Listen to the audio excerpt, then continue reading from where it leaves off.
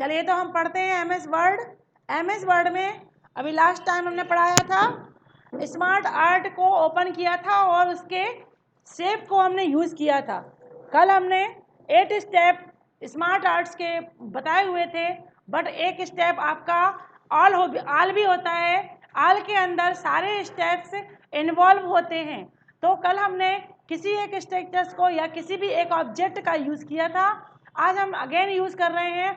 अब हम ले रहे हैं हिरेची का यूज़ हम किस प्रकार से करते हैं, एज ए ब्रांचेस। जैसे हमने कोई मेन टॉपिक लिखा है और उसके ब्रांचेस को यूज़ करना, इस प्रकार से ले सकते हैं या स्टेप स्टेप में ले सकते हैं। हमने इस स्टेप को यूज़ किया, उसकी डेफिनेशन आपको राइट साइड बॉक्स में दिखाई दे रही है। बॉक्स में स्टेप्स दिखाई दे रहे हैं। इस स्टेप्स को क्या करना है, हमें लिखना है, या इसको हम पढ़ भी सकते हैं। जिनको जैसे कि इंग्लिश मीडियम स्टूडेंट्स हैं उनको एज ए क्लियर करना है, तो यहाँ पे डेफिनेशन इसकी यूज़ की जा सकती है। क्या दिया हुआ definition, use to show hierarchical information और reporting relationship in a organization, pictures appearance in circle and corresponding text appears next to the pictures। तो इस तरीके से हम इस डेफिनेशन का यूज़ करते हुए इसे हम आपको ओके करेंगे और आपके कर्सर पोजीशन पर वो ऑब्जेक्ट इंसर्ट हो जाएगा। ये ऑब्जेक्ट जो हमारा इंसर्ट हुआ है, इस ऑब्जेक्ट के साथ जैसे ही हमने स्मार्ट आर्ट का ऑब्जेक्ट यूज़ किया, तो आपका स्मार्ट आर्ट टूल्स आपका दिखाई दे रहा है। इस स्मार्ट आर्ट टूल्स में 2 टैब दिए हैं। पहला टैब दिया है डिज़ाइन टैब, दूसरा टैब दिया है आपका फॉर्मेट टैब। तो हमने कल आपको डिजाइन टैब के अंतर्गत कुछ पॉइंट्स बताए थे, आज हम रिपीट कर रहे हैं थोड़ा सा। क्या दिया है, कल दिया इसमें दिया है पहला क्रिएट ग्राफिक्स। जो आपके ग्राफिक्स दिए हुए हैं, इन ग्राफिक्स में और भी अपडेशन करना, यानी कि और भी क्रिएशंस करना। क्या क्या क्रिएशंस कर सकते हैं, जैसे कि अभी आपने देख रहे हो कि फर्स्ट इसमें फर्स्ट ऑब्जेक्ट दिया हुआ है, इसमें एक शेप और हम ऐड करना चाहें तो ये आपको पॉइंट वाइज दे रहा है। क्या कह रहा है, add shape after, add shape before, add shape above, add shape below. तो एज योर चॉइस किसी भी स्टेप्स को हम या किसी भी कमांड को सेलेक्ट करेंगे, उसके अकॉर्डिंग हमारे स्टेप्स में, यानी कि जो हमारा शेप दिया हुआ है स्मार्ट आर्ट का, उसमें चेंजेस हो जाएंगे। जैसे हमने किया बिफोर, तो ये हमने बिफोर लिया तो आप देख रहे हैं कि एक शेप और इस पे ऐड हो गया है इसी बॉक्स के अंदर, इसी आपके शेप के अंदर। इसी तरह से अगर हम इसमें कोई टॉपिक्स, चूंकि पिक्चर फॉर्मेट है इसलिए पिक्चर आ रहा है इस पर, अगर हम टेक्स्ट पॉइंट में जाते हैं और इसको हम इसमें क्या लिखा हुआ है, टेक्स्ट पेन। टेक्स्ट पेन का मतलब है जो ये टेक्स्ट दिए हुए हैं वो टेक्स्ट आपके रिदम से नंबर वाइज नंबर्स एक डायलॉग बॉक्स में एक साथ दिखाई देंगे। तो कैसे दिखाई देंगे, हमने टेक्स्ट पेन को क्लिक किया और इसको माउस पॉइंटर से ड्रैग करते हुए हमने लेफ्ट साइड को इसको सेट कर दिया।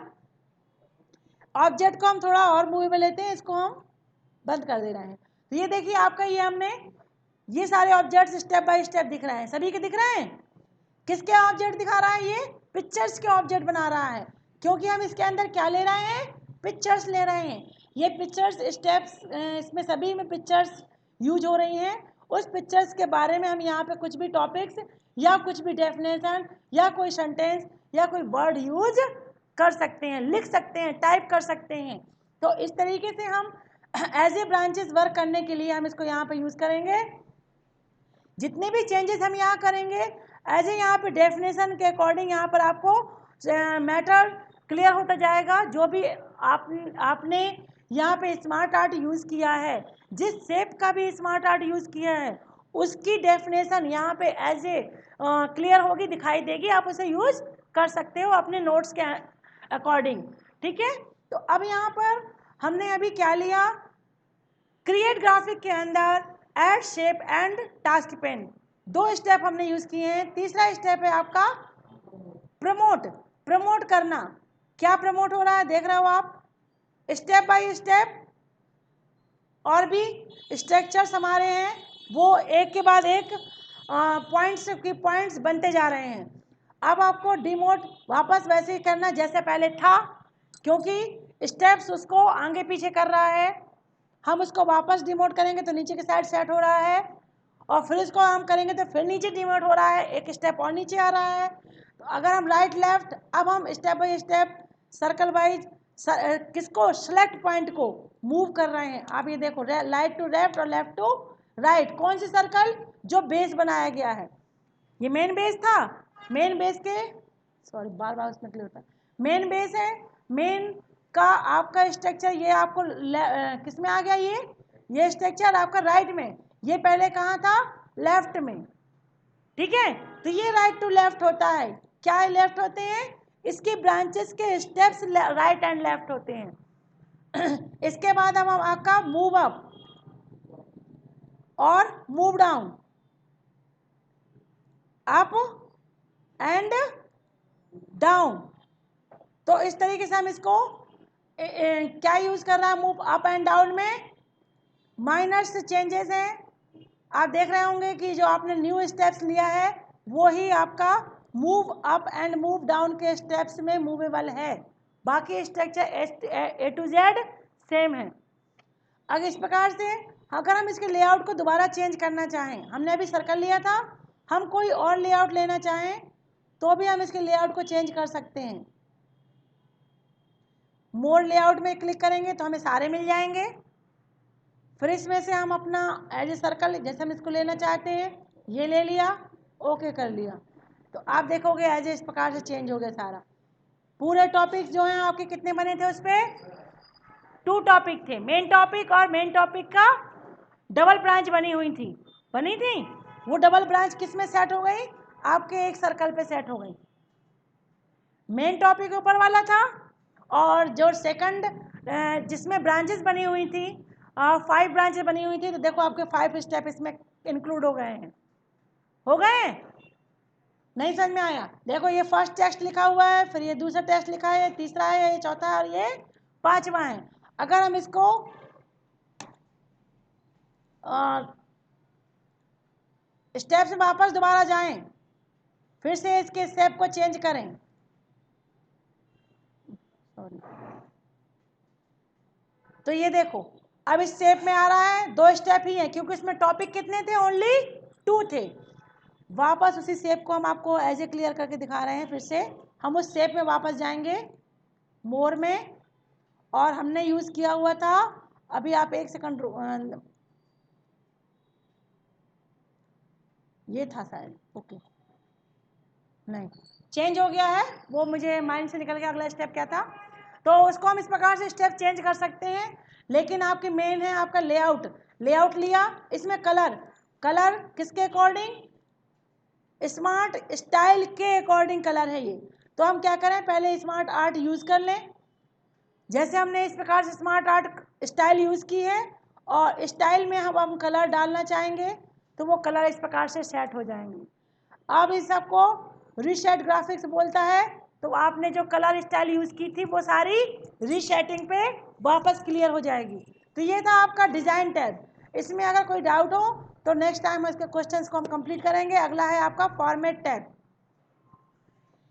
स्मार्ट आर्ट में फॉर्मेट टैब में पहला दिया है शेप, किसका शेप, जैसे हमने इसको सेलेक्ट किया है और इसको सेलेक्ट करते ही आपके फॉर्मेट में, अब ये फॉर्मेट किसके लिए यूज हो रहा है, इनकी डिजाइन्स और इनके स्ट्रक्चर्स के लिए। पहले जो अंदर बने हुए फॉर्मेट हैं, तो हमने क्या लिया, मेन फॉर्मेट लिया। अब इसमें क्या कह रहा है वो, इस फॉर्मेट को आपको कैसा शो करना है, जिसको भी लोगे वो आ जाएगा। पर्टिकुलर सबको सिलेक्ट करके चेंज किया जा सकता है, या फिर सभी को एक साथ सेलेक्ट करो और उसकी चेंजिंग यहाँ से की जा सकती है। एक साथ सभी एक साथ एक कलर हो सकते हैं, या अलग अलग भी किए जा सकते हैं। ऑटो फिल या पिक्चर्स, जो भी आप स्ट्रक्चर डालना चाहते हो वो यहाँ पर डाल सकते हैं। Grade lines, gradients, gradients use किए जा सकते हैं, जो भी लेना चाहिए। टेक्सचर है ये, ग्रेडियंट्स यहाँ से आते हैं, ये ग्रेडियंट्स। ठीक है, इसमें कलर कॉम्बिनेशन आपके ऊपर है कौन सा लेना है। जैसे आपने अभी कलर हमने यहाँ पे लिया इसको, और कलर पे आपको वापस फिर से चेंज करना है तो दोबारा कलर चेंज किए जा सकते हैं एज इट इज, जिसको भी आप लोगे। लेकिन आपको सिलेक्शन करना आवश्यक है, तो पहले से सिलेक्ट किए हुए हैं। इसमें अब हमें डालना है, इसकी क्या चेंज करनी है, बॉर्डर लाइन। ये हमने ले ली है लाइन की विड्थ, और इसमें भी कलर अगर हम डालना चाहेंगे तो कलर यूज़ करेंगे। अगर इस पर हम इफेक्ट डालना चाहेंगे तो 3D इफेक्ट से रिलेटेड, अभी हमने लास्ट टाइम पिक्चर्स टूल समझाया था, उसमें ये सारी चीज़ें यूज़ की थी, तो वो मैंने आगे उस समय भी बताया था कि पिक्चर्स टूल्स की जितनी भी फॉर्मेटिंग स्ट्रक्चर है, फॉर्मेटिंग कमांड है, आपको इलस्ट्रेशंस के अंतर, स्मार्ट पिक्चर्स में, क्लिप आर्ट्स में, स्मार्ट आर्ट में, शेप में, और आपके इसमें स्क्रीनशॉट्स में, सभी में एज इट इज़ यूज होने वाले हैं। क्या यूज होने वाले हैं, फॉर्मेट, जिसमें वर्ड आर्ट भी क्लियर है। वर्ड आर्ट, अगर इसमें आप कुछ वर्ड आर्ट की कलर डिजाइन डालते हो तो यूज किया जा सकता है वर्ड आर्ट। लेकिन कब यूज होगा ये, जब आप वर्ड आर्ट यूज करेंगे। तो वर्ड आर्ट कहाँ यूज हो रहा है अभी हमारा, यूज किया है क्या हमने वर्ड आर्ट, अभी तो यूज नहीं किया। जैसे इसको लेते हैं और इसके इफेक्ट को देखते हैं, चेंज हो रहा है, ये देखिए, इसको हमने वर्ड आर्ट स्ट्रक्चर में यूज कर लिया। सभी को इस प्रकार से किसी भी स्टेप्स का यूज किया जा सकता है, और सभी की फॉर्मेटिंग और डिजाइन और कलर्स दिए जा सकते हैं। अब अगला दिया है आपका, जो स्मार्ट आर्ट स्टेप लिए हैं, इनमें भी कलर अगर हम डालना चाहें अलग से तो वो यूज होगा। सेलेक्ट करें पॉइंट, और यहाँ से जो भी कलर लेना चाहेंगे, जो सिलेक्ट पॉइंट होगा उस पर वर्क होगा। इसके अलावा आउटलाइन, इसके अलावा ये मैंने पहले ही बताया हुआ सेट डालना, जो वर्ड सेलेक्ट है उस पर ही सारा काम हो रहा है, रिफ्लेक्शन वगैरह भी आ रहा है। इसी प्रकार से अगर हमने एक ऑब्जेक्ट और कोई यूज़ कर लिया, सपोज दैट हमने शेप से कोई एक ऑब्जेक्ट यूज़ किया हुआ है, और इस ऑब्जेक्ट को हम इसमें पूरे तरीके से ड्रॉ करते हुए यूज़ कर रहे हैं, और इसको अब हम इस ऑब्जेक्ट को हम यूज़ करते हुए क्या करना है, हमें इसको हमें इसके बैक में लेके जाना है। जो आपका ये ऑब्जेक्ट है, इस ऑब्जेक्ट के बैक में जाना है। तो अभी सॉरी, बैक में भी यही है, अभी अगर हम इसको फ्रंट में भी करना चाहें तो फ्रंट कर सकते हैं। कुल मिला के हमें क्या करना चाहिए, हमें क्या बताने वाले हैं आपको, हम आपको बताने वाले अरेंज। ये जो हमने ऑब्जेक्ट यूज़ किया है, अरेंज यूज़ करने के लिए मैंने आपको बताया है। सपोज दैट हमने अगर कोई, हम पूरा अभी सिलेक्शन करने के बाद डिलीट कर रहे हैं, इस ऑब्जेक्ट्स को भी डिलीट कर रहे हैं। तो इस तरीके से हम आते हैं, और एक नया ऑब्जेक्ट अरेंजमेंट, आपको अरेंज स्टेप्स का यूज़ करने के लिए किसी भी शेप को पहले हम लेते हैं, जैसे हमने ये स्टेप, सॉरी इसको नहीं ले रहे, अभी हम शेप में ले रहे हैं।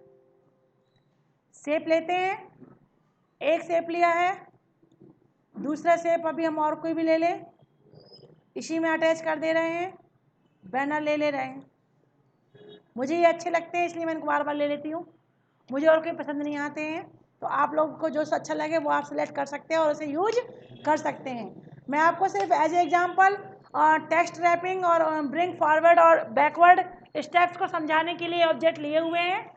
इसको हमने सेलेक्ट किया और शिफ्ट बटन का यूज़ करके इसको सिलेक्ट किया, और इसकी हमने ग्रुपिंग कर दी। ग्रुपिंग कहाँ से, ड्राइंग टूल बार में फॉर्मेट ओपन होने पर ग्रुप्स यूज़ किया, और ग्रुप्स करने के बाद हम अब as a typing matter use कर रहे हैं। टाइपिंग मैटर यूज़ करते हुए अब आप देख रहे हो कि वो ऑब्जेक्ट हमारा यहाँ पर नहीं दिख रहा है। तो ऑब्जेक्ट में हम जाएंगे,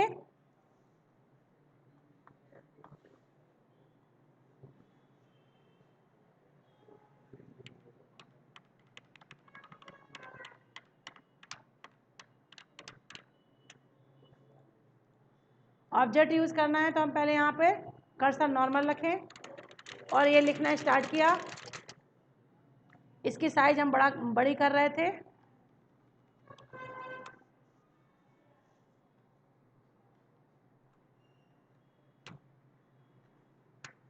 आप देख रहे होंगे कि ये ऑब्जेक्ट ऊपर है और मैटर पीछे है, तो हम चाहते हैं कि इस ऑब्जेक्ट को टेक्स्ट के पीछे भेजा जाए। तो हम क्या करेंगे, ये जो टूल्स हैं फॉर्मेट टूल्स में जो हम वापस आ गए हैं, ये फॉर्मेट टूल्स आपके सभी जगह मिलेंगे। यहाँ पे ये जो ब्रिंग फॉरवर्ड है, जितने भी आप ऑब्जेक्ट यूज करोगे सभी में ये खुलते हैं, वो यूज होते हैं। क्या दिया है, ब्रिंग फॉरवर्ड यानी कि ऊपर की तरफ आना, स्टार्टिंग की तरफ आना। ब्रिंग सेंड टू बैकवर्ड यानी कि बैक की पीछे, यानी कि पीछे की साइड जाना। तो क्या पीछे जाएगा, जो ऑब्जेक्ट सेलेक्ट है, क्या ऑब्जेक्ट सेलेक्ट किया हुआ है, जो हमने बनाया हुआ है, किसके पीछे जाना है, सेंड टू बैक यानी कि टेक्स्ट के पीछे। इसमें आपका टॉपिक भी लिखा होता है, send behind text, send backward, send to back. अगर ऑब्जेक्ट है, एक ऑब्जेक्ट के पीछे दूसरा ऑब्जेक्ट लेके जाना है या और भी पीछे लेके जाना है, सपोज दैट 10 ऑब्जेक्ट एक साथ क्रिएट किए गए हैं और उनकी ग्रुपिंग नहीं है, उनकी ग्रुपिंग नहीं है, और हमने फर्स्ट वाला यानी कि सबसे ऊपर जो ऑब्जेक्ट दिखाई दे रहा है उसे सिलेक्ट किया है और हमने सेंड बैक कर दिया, तो वो क्या होगा, डायरेक्ट सीधे सेंड टू बैक करने पर डायरेक्ट सीधे पीछे पहुंच जाएगा। 9 ऑब्जेक्ट उसके ऊपर हो जाएंगे और लास्ट में वो पहुंच जाएगा। वो किसके लिए है, 10 ऑब्जेक्ट अलग अलग यूज होने पर, उनका सिलेक्शन नहीं है, सिर्फ सिंगल सिलेक्शन होने पर बैक और फॉरवर्ड यूज किया जा सकता है। अभी हम यहाँ क्या यूज करने वाले हैं, सेंड बिहाइंड टेक्स्ट, ये हमने यूज कर लिया सेंड बिहाइंड टेक्स्ट। और आप देख रहे हो कि सेंटेंस ऊपर है और आपका ऑब्जेक्ट बैक में पीछे हो गया है। तो इस तरीके से हमने आपको सारी चीज़ें क्लियर की हैं। इंसर्ट के अंतर्गत इल्यूस्ट्रेशंस में चार्ट हम एक्सेल के दौरान पढ़ाएंगे, जब हम एक्सेल यूज़ करेंगे, या फिर यहाँ पर भी कोई टेबल डिज़ाइन करेंगे, टेबल के डाटा को सेलेक्ट करेंगे और उसके अकॉर्डिंग चार्ट को यूज़ करेंगे। तो हम इस प्रकार से चार्ट यूज़ कर सकते हैं वर्ड में, या फिर हम अपनी फाइल को चार्ट स्ट्रक्चर में डेकोरेट करना चाहते हैं तो हम यहाँ पर चार्ट का यूज़ करते हैं। अदरवाइज एक्सेल में यानी कि शीट वगैरह में चार्ट का यूज़ परफेक्टली किया जाता है।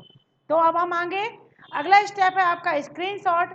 स्क्रीनशॉट में जैसे आप इसे क्लिक करते हैं तो आपका स्क्रीनशॉट सामने दिखाई दे रहा है और उस स्क्रीन को दोबारा आप चाहते हैं लेना, तो इसे जैसे ही आप क्लिक करते हो तो वो आपके इसमें कर्सर पोजीशन पर एज ए पिक्चर्स यानी कि एज ए ऑब्जेक्ट जिसे कहेंगे, क्योंकि भी इल्यूस्ट्रेशंस में जितने भी टॉपिक हैं उन्हें ऑब्जेक्ट ही कहा जाता है, उन कमांड्स को क्या कहा जाता है, ऑब्जेक्ट। तो ये हमारा ये जो ऑब्जेक्ट है पिक्चर ऑब्जेक्ट के रूप में स्क्रीनशॉट आ गया है।